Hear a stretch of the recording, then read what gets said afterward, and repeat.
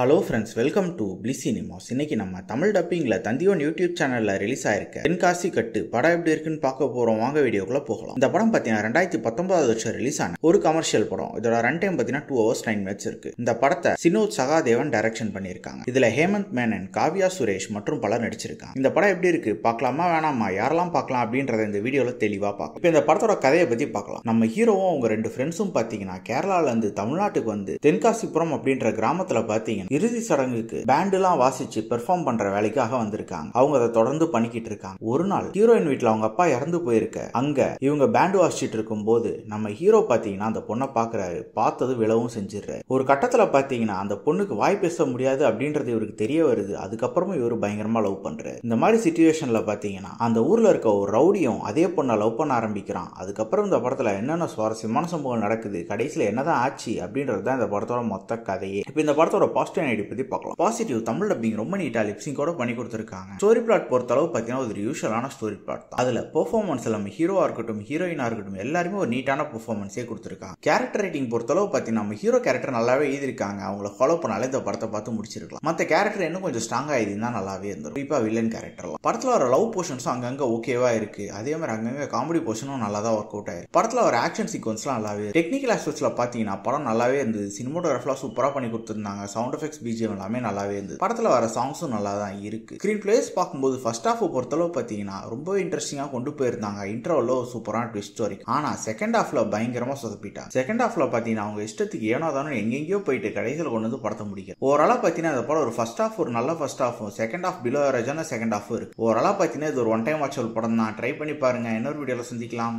Thank you.